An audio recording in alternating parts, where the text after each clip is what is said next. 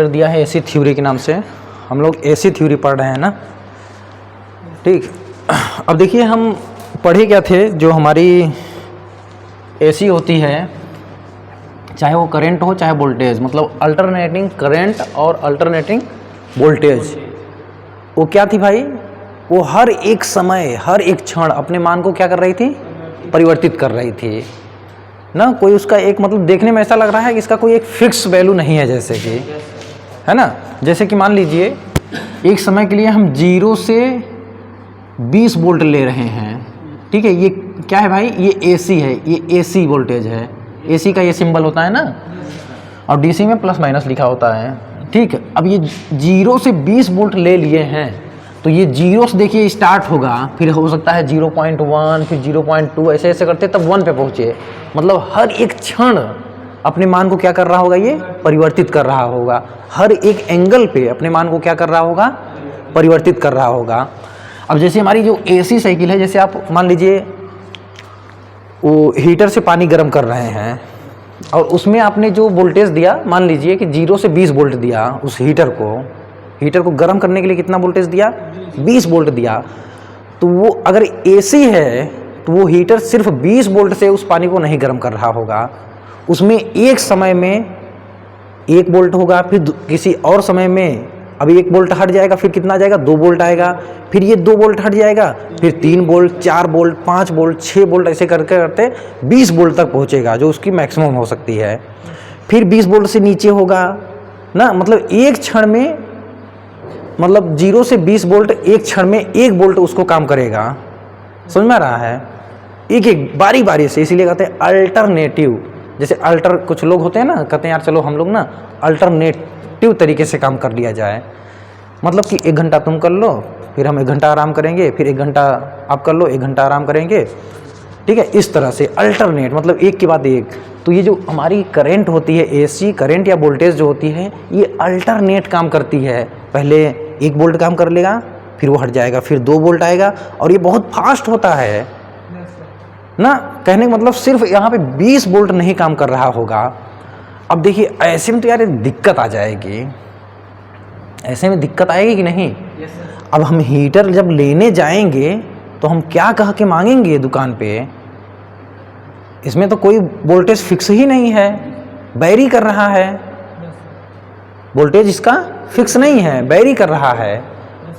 तो उसके लिए ना, इस समस्या के समाधान के लिए एक चीज़ ढूंढा गया, और आज हम उसी चीज़ के बारे में पढ़ने वाले हैं कि यार इसका ना इफेक्टिव वैल्यू क्या हो सकता है, ठीक है। वो मान कौन सा हो सकता है, जैसे बारी बारी से काम कर रहे हैं, अगर उसमें से एक मान हम निकाल लें जो उतना ही काम करके दिखा दे, उसी मान को हम कहते हैं आरएमएस वैल्यू।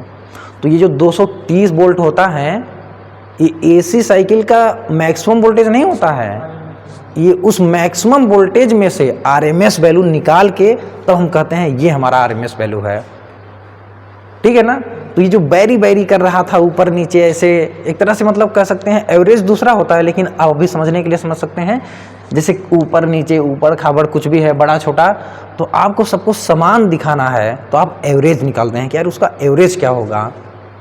बहुत सारे लोग रहते हैं, जैसे बहुत सारी जनसंख्या है, तो आप कहते हैं भारत की जो एवरेज जनसंख्या है इतनी है, एग्जैक्ट नहीं, एवरेज जनसंख्या इतनी है ना।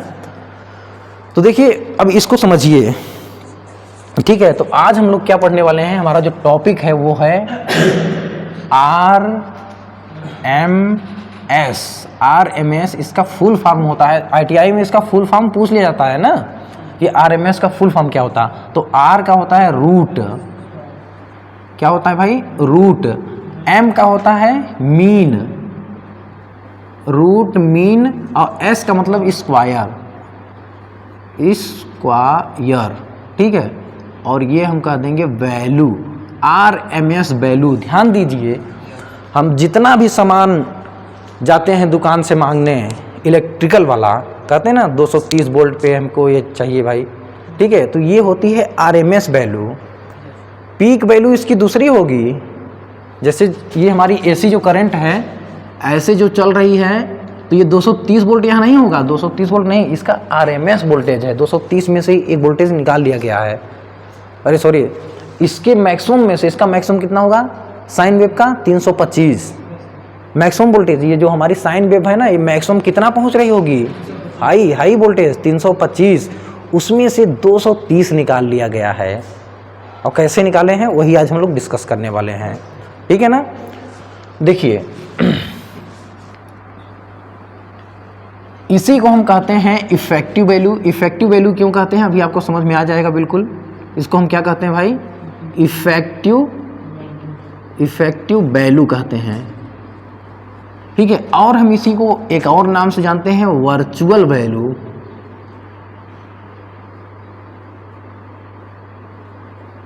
वर्चुअल वैल्यू, ठीक है। इफेक्टिव मतलब वही प्रभावी मान, और ये RMS को हिंदी में कहते हैं वर्ग माध्य मूल्य, वर्ग माध्य मूल्य, ठीक है। देखिए अब समझते हैं ना। मान लीजिए आपके पास एक टैब है, बहुत ध्यान से समझिए इसको, ये समझना बहुत ज़रूरी है ना AC के लिए। मान लीजिए आपके पास एक टैब है और इस टैब में कुछ पानी भरा हुआ है, ठीक है। इस टैब में क्या भरा है भाई, पानी भरा हुआ है। मान लीजिए पानी 2 लीटर है, ठीक है, 2 लीटर 5 लीटर मान लीजिए जो भी है। अब देखिए हम इसमें इमर्सन रॉड, वही हीटर डाल रहे हैं इस पानी को गर्म करने के लिए, ठीक। इस पानी को गर्म करने के लिए हमने एक हीटर डाल दिया इसमें ऐसे, और अभी हम इसको ना AC सप्लाई दे रहे हैं। अभी हम इसको किस सप्लाई से जोड़ रहे हैं, AC सप्लाई से। ये है AC सप्लाई आपकी, और हम कह दिए भाई ये जो AC सप्लाई है ये 20 वोल्ट, ठीक है, 0 से 20 वोल्ट तक है, ठीक है। AC सप्लाई हमने इसमें कितना दिया, 0 से 20 वोल्ट। इसका मतलब इसका जो मैक्सिमम वोल्टेज है जो यहाँ जाके मिलेगा, अगर इसका हम ग्राफ बनाएं तो इस तरह से बनेगा इसका ग्राफ, यहाँ से शुरू होकर ये ऐसे जब जाएगी ये AC सप्लाई, तो ये इसकी 20 जो है ये पीक वैल्यू है, मैक्सिमम वैल्यू है, ये 20 है, ठीक है, 20 वोल्ट। समझने के लिए हम ले रहे हैं एग्जांपल ना छोटा सा। यहाँ से 0 से ये शुरू होगी। देखिए एक टाइम पे मान लीजिए ये 1 है, ये 2 है, ये 3 है, ऐसे डैश डैश करके यहाँ पे 20 पहुँच गया। पहले देखिए ये पानी 1 वोल्ट से गर्म होगा, ठीक है, ये 1 वोल्ट मान लीजिए है, यहाँ पे 1 वोल्ट से गर्म होगा, फिर 2 वोल्ट से गर्म होगा, फिर 3 वोल्ट से गर्म होगा, ऐसे ही करके 20 वोल्ट। फिर यहाँ पे आपका 3 वोल्ट आ जाएगा, ठीक है, डैश डैश ऐसे करके 3 वोल्ट से फिर गर्म होगा, ऐसे घटते घटते फिर यहाँ पे 0 आ जाएगा, ऐसा ही ये बिल्कुल माइनस में जाएगा, ठीक है। कहने का मतलब समझने वाली बात यह है कि इस पूरे पानी को जो हमारी ये AC गर्म कर रहा है ना, एक समय में 1 वोल्ट से गर्म हुआ, 1 वोल्ट हट गया, अब आ गया 2 वोल्ट, फिर 2 वोल्ट हट गया, फिर 3 वोल्ट से गर्म हुआ, फिर 4 वोल्ट से गर्म हुआ, 5 वोल्ट से 6 वोल्ट, मतलब बारी बारी वोल्टेज इसको मिल रहा है ना। तब कुल मिला के फिर यहाँ पे जब पहुँचा, कहाँ पे भाई, 90 डिग्री जब पहुँचा तो इसको मिला मैक्सिमम वोल्टेज 20 वोल्ट। कहने का मतलब इस पानी को गर्म करने के लिए मैक्सिमम वोल्टेज भी मिल रहा है ना, मैक्सिमम वोल्टेज मिल रहा है। तो यार ऐसे में जो हमारी अब AC साइकिल है उसका मैक्सिमम तो 20 वोल्ट है। अब जैसे हम इस हीटर को मांगने जाएंगे तो हम क्या कहेंगे कि हमको 20 वोल्ट का, 0 से 20 वोल्ट का हीटर दीजिए। हाँ, ऐसे आप लोग कभी नहीं कहते होंगे, जबकि हम वोल्टेज के बारे में कुछ बताते ही नहीं हैं। हम कहते हैं हमको 10 वाट का वो चाहिए, बल्ब चाहिए, ठीक है, 60 वाट का, कभी हम वोल्टेज के बारे में नहीं बताते हैं। तो इस समस्या को सॉल्व करने के लिए हम क्या कहें, मान लीजिए ये जो 0 से 20 वोल्ट थी, हमने इस 20 वोल्ट को 1 घंटे तक चलाया, ठीक है, 1 घंटे तक ऑन करके रखा, और 1 घंटा में हम देख रहे हैं हमारा जो ये पानी है 40 डिग्री सेल्सियस तक गर्म हो चुका है। 0 से 20 वोल्ट हमने इसमें सप्लाई दिया और 1 घंटे तक सप्लाई को ऑन रखा, और हम देख रहे हैं कि 1 घंटे में ये जो हमारा 5 लीटर पानी है ना 40 डिग्री सेल्सियस तक गर्म हो चुका है, ठीक है। अब देखिए, अब हम क्या करते हैं ना, इस 1 से लेके 0 से लेके 20 वोल्ट में से कोई एक वोल्टेज निकालते हैं। एक वोल्टेज निकाल लेंगे, मतलब जैसे 3 वोल्ट, तो तो ये 3 वोल्ट जब निकालेंगे तो ये 3 वोल्ट लगातार बना रहेगा, चेंज नहीं होगा। और ये ऐसा किस में होता है भाई? डीसी में। डीसी में 3 वोल्ट की बैटरी है तो वो चेंज नहीं होगी, डायरेक्ट लिखा रहेगा 3 वोल्ट। 3 वोल्ट लगातार किसी भी टाइम पे वो चेंज नहीं होता है। अभी तक हमने यही पढ़ा है ना। अब हम क्या करेंगे, अब इसी में, ठीक है, यहाँ से इस सर्किट में बस कुछ नहीं, सब कुछ सेम टू सेम रहेगा, सब सेम रहेगा। हम अब यहाँ पे डीसी जोड़ देंगे, ठीक है। जैसे कि इसी सर्किट में हमारा हीटर भी यही सेम रहेगा, सेम हीटर। और इस एसी की जगह पे हम क्या करेंगे, डीसी जोड़ेंगे भाई, डीसी क्या करेंगे, डीसी जोड़ देंगे, ठीक है। और ये हमारा बाल्टी है, इसमें वही सेम 5 लीटर पानी भरा हुआ है, ठीक है। अब देखिए सेम है ना, ये ध्यान दीजिए, इसमें सेम वाला चीज़ बहुत ज़रूरी है समझना। इसमें 5 लीटर पानी है, ठीक है। ये पानी शुरू में उतना ही ठंडा था जितना कि अभी इसमें ठंडा है। अब देखिए 1 घंटे हमें चलाना है, 1 घंटे में हमें इस पानी को 40 डिग्री सेल्सियस तक ही गर्म करना है। लेकिन हमें अब यहाँ पे एसी नहीं देना है, हमें यहाँ डीसी देना है, ठीक है। हमें यहाँ पे एसी नहीं देना है, अब हमें क्या देना है, यहाँ पे डीसी देना है। और कितना पानी गर्म करना है, और कितने समय में, 1 घंटे में। मतलब जितने समय में ये एसी गर्म किया, जितने लीटर पानी को, उतने ही समय में हम इसे डीसी से गर्म करेंगे। तो देखिए सबसे पहले हमने क्या किया, हम इसमें ना 20 वोल्ट जोड़ दिए। हमारा एसी जो था 20 वोल्ट था, अब ये 20 वोल्ट भाई साहब लगातार हर समय 20 वोल्ट काम करेगा। तो पानी पता लग रहा है यार 2 मिनट में 40 डिग्री तक गर्म हो गया, होगा कि नहीं भाई? 20 वोल्ट जो है बदल नहीं रहा है, लगातार 20 वोल्ट मिल रहा है इसको। लेकिन इसको 20 वोल्ट लगातार नहीं, इसमें छोटे जीरो भी आ जा रहा था, इसमें जीरो तो आ ही नहीं रहा है डायरेक्ट। तो हम कहेंगे नहीं नहीं, ये भाई इसके बराबर नहीं हुआ। ये तो यार 20 वोल्ट लगा दिए, 5 मिनट में 40 डिग्री पहुंच गया। अब 20 वोल्ट से हम कम करेंगे, 20 वोल्ट से क्या करेंगे, कम करेंगे। हम कह दिए चलिए 15 वोल्ट। 15 वोल्ट में पता लगा कि यार आधे घंटे में पहुंच गया। हमको लगा कि नहीं अभी नहीं कम हुआ, तो हम 15 से हम कर दे रहे हैं, चलो 10 वोल्ट कर देते हैं भाई। जैसे ही हमने 10 वोल्ट किया, मान लो ये एग्जैक्ट वैल्यू नहीं हो सकता है, निकालने हो सकता है दूसरा आ जाए इसका आरएमएस ना, मान लो समझने के लिए हम बता रहे हैं। जैसे ही हम घटा के 10 वोल्ट किए भाई साहब, तो क्या हो गया, हम देख रहे हैं कि 1 घंटे में हमारा पानी एकदम एग्जैक्ट 1 घंटे में हमारा पानी 40 डिग्री गर्म हो गया। तब हम कहेंगे ये जो 10 वोल्ट है ना, इसके लिए ये 10 वोल्ट आरएमएस वैल्यू है। हाँ, इसके लिए 0 से 20 वोल्ट के लिए इसका जो इफेक्टिव वैल्यू है वो कितना है, 10 वोल्ट है। कहने का मतलब कि आप अगर जाएंगे दुकान पे, आप कहेंगे हमें 10 वोल्ट का हीटर दे दीजिए, तो वो जब 10 वोल्ट का हीटर है, अगर आप उसमें 0 से 20 वोल्ट की क्या लगाएंगे, एसी सप्लाई लगाएंगे, तो वो उतना ही काम करके देगा। बिल्कुल ऐसे ही देखिए भाई साहब, अब ऐसे ही जैसे हमारा ये एसी जो होता है ना, जो घरों में हमारे चलती हैं एसी साइन वेव वाली, इसका जो मैक्सिमम होता है ये 0 से लेके होता है 325 वोल्ट। लेकिन इसका जो आरएमएस वैल्यू होता है वो कितना होता है भाई, 230 वोल्ट इसका आरएमएस वैल्यू होता है। समझ रहे हैं आप लोग? मतलब ये 230 वोल्ट क्या होता है इसका आरएमएस वैल्यू। ये 1 घंटे में जितना काम करके देगा, उतना ही उसी परिपथ में ये काम करके दे देगा। समझ में आया? चलिए अच्छा, पहले आप लिख लीजिए, लिखिए, हेडिंग डालिए। हेडिंग डाल दिए हैं ये चीज़, अभी लिख लीजिए, फिर फिगर ये बाद में बनाइए आप लोग ना। चलिए लिखिए, लिखिए किसी प्रत्यावर्ती राशि कोष्टक में लिख लीजिएगा स्मॉल आई और स्मॉल वी।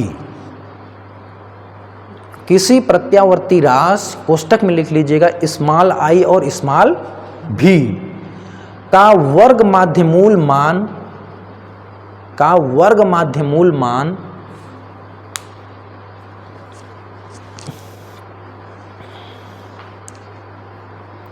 ठीक, लिखिए दिष्ट राशि, दिष्ट राशि, ठीक, कोष्टक में लिखिएगा। दिष्ट मतलब होता है डीसी ना, दिष्ट राशि मतलब डायरेक्ट वाली जो राशियां हैं, कोष्टक में लिख लीजिएगा डीसी, ठीक है, करेंट वोल्टेज, कोष्टक बंद, ठीक है। तो अभी तक हमने क्या लिखा, किसी प्रत्यावर्ती राशि का वर्ग माध्यमूल मान दिष्ट राशि का वह मान होता है, दिष्ट राशि का वह मान होता है,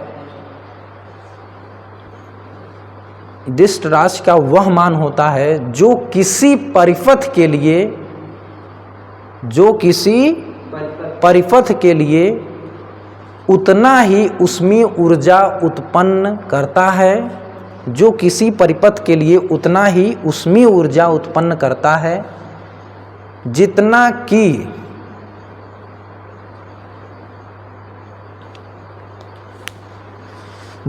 कि उसी परिपथ में, जितना कि उसी परिपथ में उतने ही समय में, उसी परिपथ में उतने ही समय में प्रत्यावर्ती राशि उत्पन्न करती है, प्रत्यावर्ती राशि उत्पन्न करती है।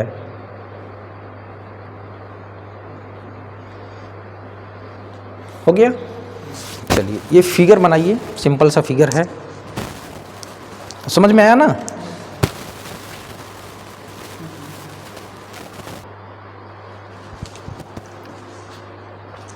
ठीक, देखिए इसको जो मिल रहा था डायरेक्ट, कितना मिल रहा था, वो डायरेक्ट मिल रहा था भाई, इसका अगर ग्राफ दिखाएंगे समय के साथ तो ये 10 वोल्ट इसको डायरेक्ट मिल रहा था लगातार ना, 10 वोल्ट डायरेक्ट मिला है कि नहीं। मतलब अब लगातार उतने पावर से, उतने वोल्टेज से काम करेगा तो पानी तो भाई, ठीक है ना, उतने कम, उससे कम वोल्टेज में पानी उतना ही गर्म हो जाएगा। तो देखिए यहाँ हमने हीट को दिखाया, आरएमएस वैल्यू का निर्धारण जो है किससे किया गया, हीट से ना, हीट से ही तो हम पता किए कि यार इसके बराबर है, इसके इक्विवेलेंट होगा इतना वोल्टेज, 10 वोल्टेज जो होगा वो 0 से 20 वोल्टेज जो हमारी एसी है उसके इक्विवेलेंट होगा वो 10 वोल्ट डीसी, क्योंकि वो लगातार काम कर रहा है 10 वोल्ट। तो पूछा जाता है कि जो आरएमएस वैल्यू है ये किस पे आधारित है, तो आप कहेंगे ये हीटिंग इफेक्ट पे, लिख लीजिएगा आरएमएस, आरएमएस बेस्ड मतलब आधारित है, based on heating, heating effect, बिल्कुल उसमें ऊर्जा, ठीक है। RMS value, RMS based on heating effect, ठीक है, वर्ग माध्यमूल उसमें ऊर्जा पे, उसमें प्रभाव पे, ऊर्जा नहीं प्रभाव लिख सकते हैं, कोई बात नहीं, उसमें ऊर्जा उसमें प्रभाव पर आधारित है, ठीक है ना। अब लिख लीजिएगा, तो समझ में आया ना, ये जो हमारी सप्लाइयाँ होती हैं, जो करंट की हम बात करते हैं, ठीक है, ये क्या होती है भाई, आरएमएस वैल्यू होती है, ठीक है, आरएमएस वैल्यू 230 वोल्ट ये क्या है, आरएमएस है ना, और जबकि इसका मेन वैल्यू कितना है 325 ना, 1 घंटा में 325 वोल्ट एसी, 0 से 325 वोल्ट एसी 1 घंटा में जितना काम करके देगा उतना ही 230 वोल्ट आपका काम करके दे देगा, क्योंकि ये लगातार है, उसका आरएमएस है, उसमें से निकाला गया है कि ये जो है भाई कंसिस्टेंसी के साथ काम करेगा तो उतना ही वर्क करके देगा, ठीक है। इसलिए हमारे सब डिजाइन 230 पे ही की जाती हैं ना, लिख लीजिएगा, ठीक है। घरों की सप्लाई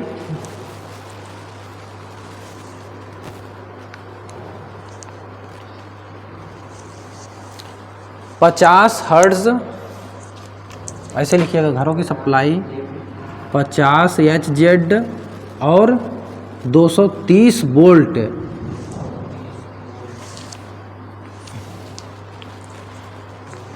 वर्ग माध्य मूल मान को बताता है।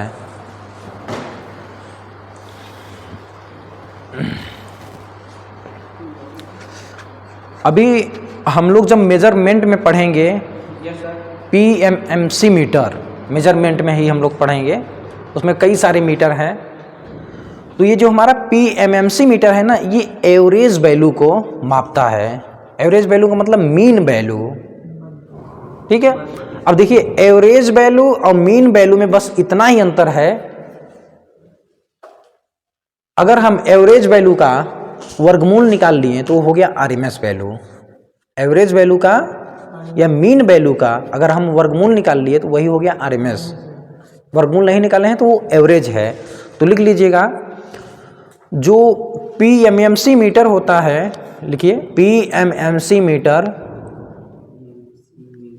एवरेज वैल्यू कोष्टक में लिख लीजिएगा DC वैल्यू। एवरेज वैल्यू कोष्टक में लिख लीजिएगा DC, बस DC लिखिए। एवरेज वैल्यू कोष्टक में DC को मापता है, जबकि अन्य सभी AC उपयंत्र, जबकि अन्य सभी AC उपयंत्र RMS वैल्यू को मापते हैं। अन्य सभी AC उपयंत्र किसको मापते हैं? RMS वैल्यू को मापते हैं।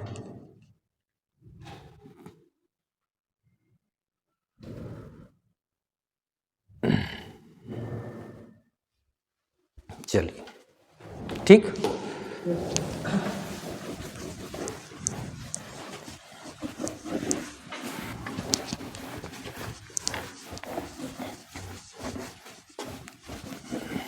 अब देखिए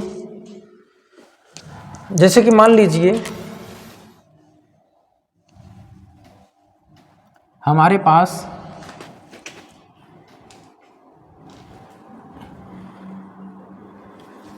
एक हम साइन वेव बनाने की कोशिश कर रहे हैं जो कि सिमेट्रिकल नहीं है। अभी हम लोग पढ़ेंगे सिमेट्रिकल असिमेट्रिकल होता क्या है ना।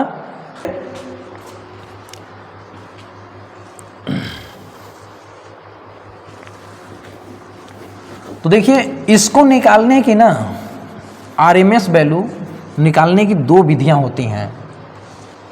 चलिए मान लीजिए हम इसे निकाल रहे हैं।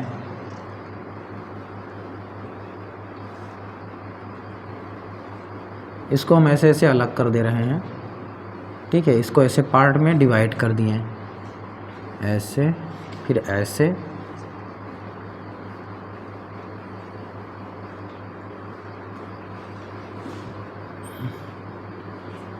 और हम यहाँ कह दिए ये भाई मान लीजिए N तक है। कहाँ तक? ये जो करंट है कहाँ तक है? N तक है।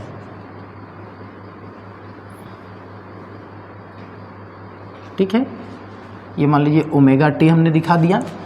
अब देखिए इसको हम कह दे रहे हैं भाई ये जो करंट है मान लीजिए ये I1 है, ठीक है। हमने इसको I1 करंट दिखा दिया, इसको I2 करंट दिखा दिया, इसको I3 करंट दिखा दिया, और यहाँ पे आपका टॉप दिख रहा है तो ये मान लीजिए I4 है, फिर यहाँ पे I5, फिर यहाँ पे I6, यहाँ पे I7, ऐसे डाट डाट हमने कह दिया ये IN तक है। ठीक है, क्योंकि काउंट तो नहीं कर पाएंगे भाई, ठीक है, कहीं कितनी करंट होंगी किसी एक टाइम पे।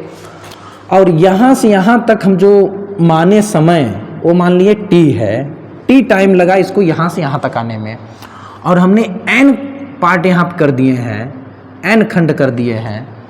तो एक खंड का मान कितना हो जाएगा भाई?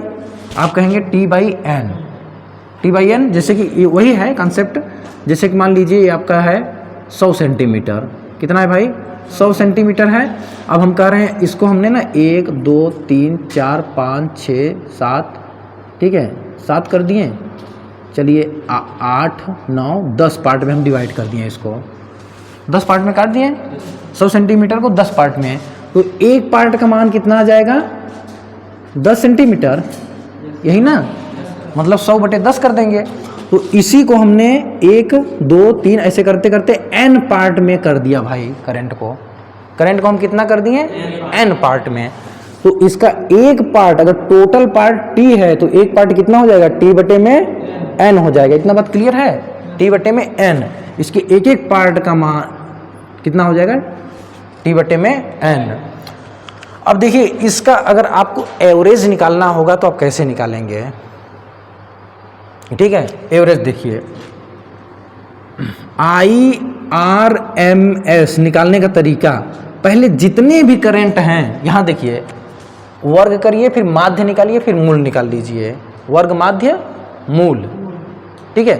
जितने भी करंट कितना है भाई, आप कर रहे हैं कि I1, ऐसे पहले वर्ग करेंगे I1 का स्क्वायर प्लस यहाँ करेंगे I2 का स्क्वायर प्लस I3 का स्क्वायर, ये कहाँ तक है, plus IN square, IN square बटे में आप कर देंगे n। और फिर ये देखिए ये क्या निकला, एवरेज निकल गया। ये क्या निकला, एवरेज निकला। कितने हैं टोटल, कितने पार्ट हैं, n पार्ट हैं। तो आप कहेंगे अब इसका वर्ग कर दीजिए, क्या करेंगे, मूल ले लीजिए, वर्गमूल, ठीक है। ऐसे निकलता है RMS वैल्यू। जितने भी पार्ट हों भाई उसका पहले आप स्क्वायर करिए, फिर जितना टोटल पार्ट किए हैं उनका भाग दे दीजिए। तो n पार्ट है बटे में क्या कर देंगे, n कर देंगे, सिंपल। 10 पार्ट होता तो बटे में 10 कर देते हैं। ये सिंपल सा फार्मूला है, इसको आप सिद्ध करके भी ला सकते हैं, लेकिन यहाँ पर सिद्ध करना जरूरी नहीं है, बस समझ लीजिए आप इसको, ठीक है। चलिए इसको नोट कर लीजिए।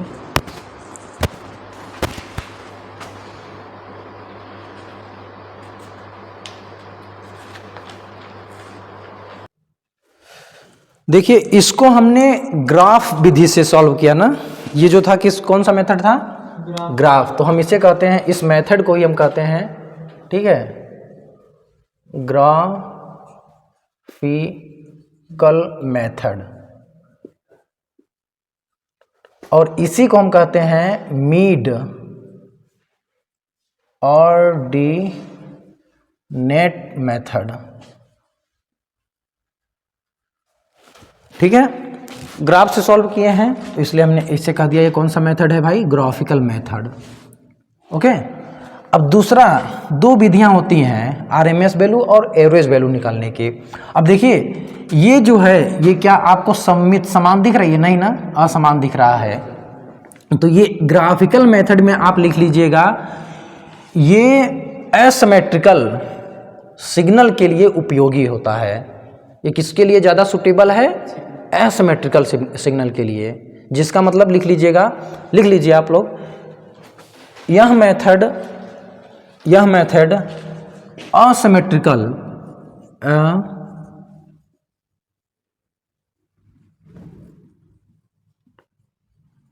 असिमेट्रिकल सिग्नल के लिए अधिक उपयोगी है। असिमेट्रिकल मतलब जिसका पॉजिटिव हाफ साइकिल और नेगेटिव हाफ साइकिल बराबर ना हो, उसे हम क्या कहते हैं, एसिमेट्रिकल सिग्नल। अब देखिए दूसरा जो मेथड है इंटीग्रेशन मेथड, इसका ज़्यादा यूज किया जाता है, ठीक है।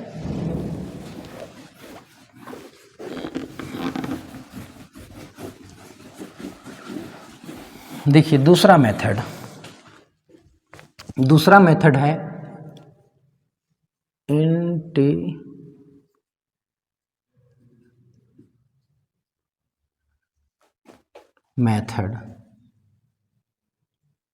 इंटीग्रेशन मतलब ये होता है समाकलन विधि, ठीक है।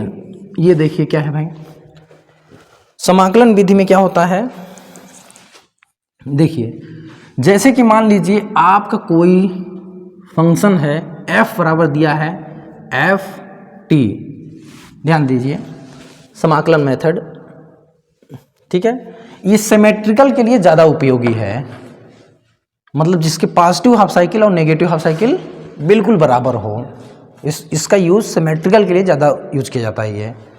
देखिए समाकलन के लिए क्या होगा, अगर आप इसका एफ एवरेज निकालेंगे, मान लीजिए कोई समीकरण दिया हुआ है, अभी हम लोग देखेंगे निकाल के, एफ आर एम एस निकालना है, तो ये देखिए क्या होता है, 1 में टी करेंगे आप, ये टी क्या है भाई अभी बताएंगे, 1 में टी, फिर इंटीग्रेशन मतलब समाकलन लगाएंगे और ये इस समीकरण का स्क्वायर कर देंगे, कहा था ना स्क्वायर, वर्ग करिए फिर माध्य निकालिए फिर मूल कर दीजिए, तो एफ स्क्वायर और ये टी हो जाएगा, और जिसके साथ यहाँ टी है तो यहाँ डी टी के सापेक्ष अवकलन कर दीजिए, ये इंटर में ये चीज़ पढ़ाया जाता है, और ये टी है तो यहाँ से 0 से टी ले लीजिए लिमिट और इसका कर दीजिए वर्गमूल। अभी जब हम एवरेज पढ़ेंगे तो बस ये सब कुछ वही रहेगा, लेकिन हम वहाँ पे वर्गमूल नहीं निकालेंगे एवरेज वाले में, है ना, वर्गमूल हम वहाँ पे नहीं निकालेंगे। तो ऐसे देखिए निकाला जाता है, ये क्या है एफ आर एम एस। अब सपोज करिए जैसे अब मान लीजिए आपका साइन वेव है, साइन वेव मतलब कि अपना एसी का जो सिग्नल है वो कैसा रहेगा, ये ऐसे है एसी का सिग्नल, ये ऐसे है ना, और इसका जो इस सिग्नल का जो समीकरण होता है v बराबर क्या होता है भाई, v max sine omega T, एकदम जुबान पे होना चाहिए साइन ओमेगा टी। अगर हमें इसका RMS मतलब V RMS निकालना है तो हम कैसे निकालेंगे, तो देखिए इस अगर सूत्र में हम इसी में रखना चाहेंगे तो हम ऐसे लिखेंगे V RMS बराबर, ठीक है। अभी इंटीग्रेशन, चलिए इंटीग्रेशन लगा दे रहे हैं ऐसे, ठीक है। अब देखिए इस सिग्नल यहाँ से चली और यहाँ पाई और यहाँ 2 पाई, सॉल्व करेंगे तो देखिए लिमिट, अब ये भाई देखिए ना इंटर के मैथ का सवाल हो गया, ठीक है ना। आधे साइकिल के लिए निकालेंगे तो आधे साइकिल 0 से पाई तक, मतलब तो ये 0 से टी की जगह पे हम क्या लिखेंगे 0 से पाई, ठीक है, और इस टी की जगह पे हम पाई लिखेंगे, तो यहाँ ऐसे लिख देंगे पाई, ठीक है, इंटीग्रेशन 0 से ये पाई हो जाएगा, और ये f का मतलब इस समीकरण ये पूरा f हो गया, यहाँ से यहाँ तक f है, तो ये हो जाएगा Vm का स्क्वायर, किसका भाई Vm का स्क्वायर, फिर sine square omega T, angle का स्क्वायर नहीं होता है, साइन स्क्वायर ओमेगा टी। अब देखिए यहाँ t था तो हमने dt लिखा, यहाँ ओमेगा टी है तो हम लिखेंगे d ओमेगा टी ऐसे, ठीक है। अब इसी को हम सॉल्व करके आपको बताएंगे, इसको जब आप सॉल्व करेंगे ना तो ये आ जाएगा VRMS बराबर कितना हो जाएगा भाई, V मैक्स अपान में √2। जब आप इसको सॉल्व करेंगे तो ये इतना आ जाएगा फाइनल में, इसको हम करके दिखाएंगे लेकिन अभी नहीं, अभी हम आपको बताएंगे कि जो है एवरेज का सूत्र क्या होता है, ठीक है ना, सिमेट्रिकल के लिए फिर एसिमेट्रिकल के लिए जो हमारा एवरेज होता है उसका फार्मूला क्या होता है, सब करके लास्ट में हम लोग इसको निकालेंगे भी, लेकिन नीड इसकी नहीं है, ये आपको नहीं निकालने के लिए नहीं आएगा, डायरेक्ट ये याद होना चाहिए VRMS बराबर V मैक्स मतलब ये वाला, ये होता है V मैक्स का √2 आप कर देंगे तो वो हो जाएगा RMS। ये किसके लिए है भाई, साइन वेव के लिए, इस वेव के लिए है, हाँ ऐसे ट्रेंगुलर वेव होता है ना, स्क्वायर होता है, उसके लिए नहीं है, ये साइन वेव के लिए जो RMS है, मैक्सिमम वोल्टेज में √2 का भाग दे देंगे तो आ जाएगा RMS। कभी कभी V मैक्स का मान पूछ लेगा, V मैक्स बराबर कितना भाई, VRMS इंटू √2, या √2 ऐसे लिखे ज़्यादा सही लगेगा, √2 इंटू VRMS।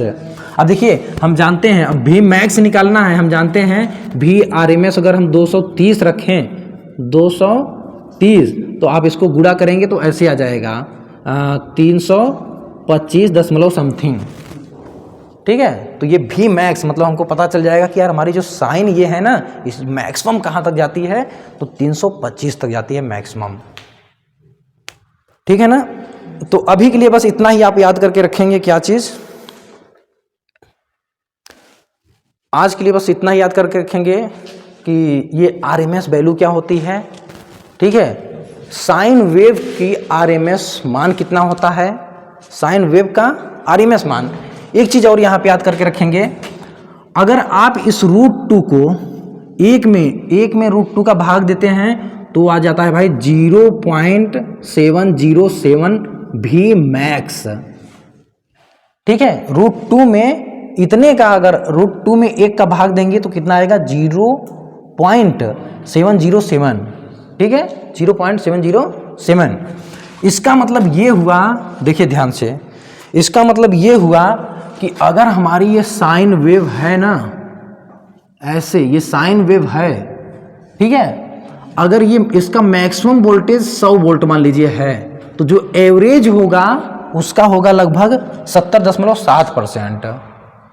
अगर ये मैक्सिमम वोल्टेज 100 है तो इसका आरएमएस वैल्यू, एवरेज नहीं, आरएमएस वैल्यू जो होगी वो कितना होगी भाई 70.7%। ठीक है, ये समझ में आया ना ये चीज कैसे आई है।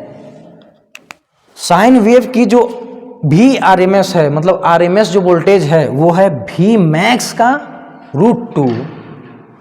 और जब एक में √2 मतलब √2 को ऊपर ले जाएंगे, ऊपर ले जाने का मतलब ये है कि हम इसको ऐसे लिख सकते हैं ना, VRMS 1/√2 भी मैक्स लिख सकते हैं ना। अब इस एक में √2 का भाग देंगे तो आएगा 0.707 भी मैक्स। अगर हम इसको परसेंटेज में चेंज करेंगे तो यहाँ पे 100 का गुणा करेंगे, 100 का गुणा करने का मतलब ये 0.2 अंक इधर आ जाएगा, तो ये हो जाएगा 70.7% ऑफ भी मैक्स। कहने का मतलब ये VRMS है, ये 70.7% है किसका, भी मैक्स का। साइन वेव का जो भी मैक्सिमम वैल्यू रहेगी, जो भी पीक वैल्यू रहेगी, अगर आपको उसका आरएमएस मान निकालना है तो उस साइन वेव के पीक वोल्टेज का 70.7% आपका आरएमएस होगा। अब जैसे कि मान लीजिए हमारा एक साइन वेव है, उसका जो पीक वोल्टेज है वो 100 वोल्ट है, तो इसका आरएमएस वोल्टेज कितना हो जाएगा 100 का 70.7%, 70.7% ही होगा। मतलब इसका तुरंत बता देंगे आप, इसका जो आरएमएस वोल्टेज होगा वो होगा 70.7 वोल्ट। ठीक है, कहने का मतलब ये 0 से 100 वोल्ट तक ये बैरी करेगा, तो ये जो 0 से 100 वोल्ट तक है बैरी करने वाला एसी जो करंट है, अगर हम किसी को वर्क करवाएंगे, कोई हीटर गर्म करेंगे, तो वो हीटर जितना 1 घंटा में हीट होगा उतने ही घंटे में ये 70.7 वोल्ट भी हीट कर देगा। ठीक है, तो इतना आज आप लोग क्लियर करिए, आपको एकदम पता होना चाहिए कि साइन वेव का जो आरएमएस वैल्यू होता है वो कितना होता है, तो VRMS बराबर V मैक्स अपान √2। ठीक है, इसको सरल करके लिखेंगे, √2 को हटा के लिखेंगे तो आएगा 0.707 भी मैक्स। इसका मतलब ये हुआ, अब इसको परसेंटेज में चेंज करेंगे तो इसका मतलब ये हुआ कि भी मैक्स का 70.7% होता है आरएमएस वैल्यू। ठीक है, चलिए आज के लिए बस इतना ही रखते हैं। कल हम लोग पढ़ेंगे एवरेज वैल्यू। ठीक है, एवरेज वैल्यू पढ़ेंगे, फिर उसके बाद हम लोग एक एक करके निकालना सीखेंगे। एवरेज वैल्यू कैसे निकाला जाता है, क्या किया जाता है ना।